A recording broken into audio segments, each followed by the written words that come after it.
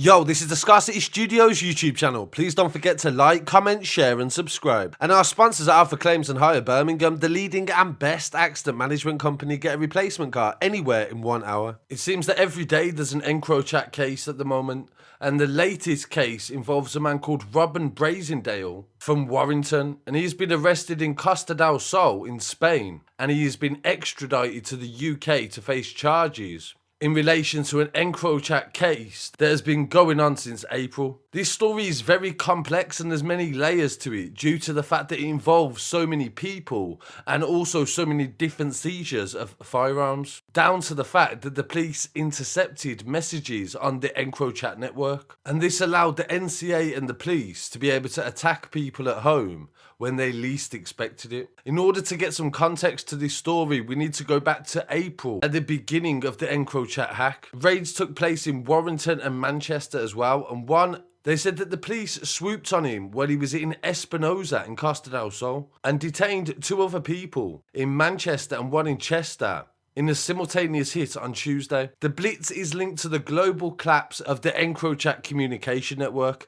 that was hacked by the police over the summer. It was a Europe-wide investigation and it was used, they said, exclusively by criminals. Brazendale's arrest is part of Operation Venetic, and when he was taken into custody this year, and then they put in for an extradition as well. In this one operation, police had found an Uzi and Scorpion submachine gun linked to the gang with 300 rounds of ammunition, 180 grand in cash, and a kilogram of cocaine in London. In June, officers seized an AK-47 from an address in Manchester. Kar, Zahia and Patel were arrested and charged at Manchester Crown Court and appeared there today also. And then in another raid, they found 2 guns and 100 rounds of ammunition that was buried in the back garden of a home. And it was linked to a major firearms probe.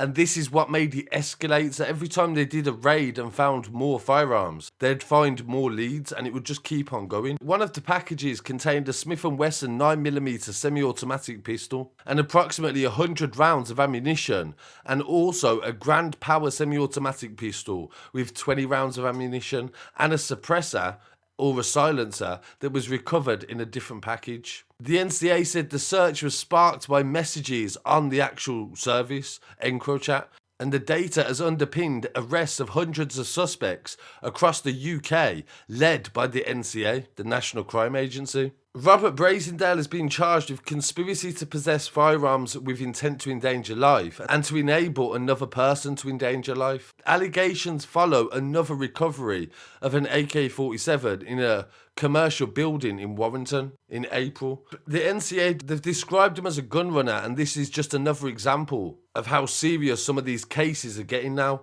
Even though the European Court of Human Rights has ruled that Encrochat was a breach of data and also mass surveillance, they are not taking this element of the case very seriously, as people keep on getting prosecuted in relation to evidence that has been gathered from Encrochat. Another serious conviction this week that is not connected to Encrochat, and it involves an Albanian called Mohammed Quasha. He was stopped in the Ilford area on Melbourne Road and they searched his car and found 23 grand in cash in a secret compartment under the dashboard.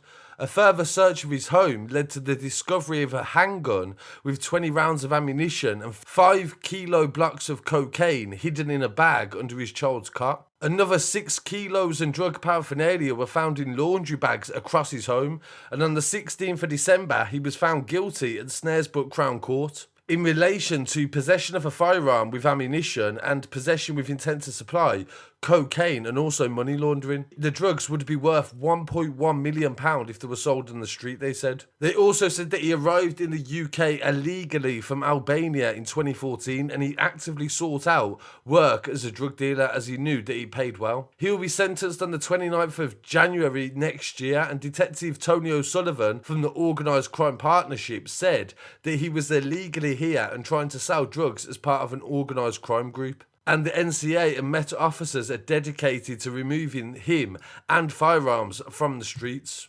So like I said, that case wasn't connected to Encrochat, but it's just another example. It's another way they're cracking down and taking initiative during lockdown to be able to apprehend more criminals. I really want to hear what people have to say on these stories. Please don't forget to like, comment, share and subscribe. I'll be back again very shortly with some more news. Peace.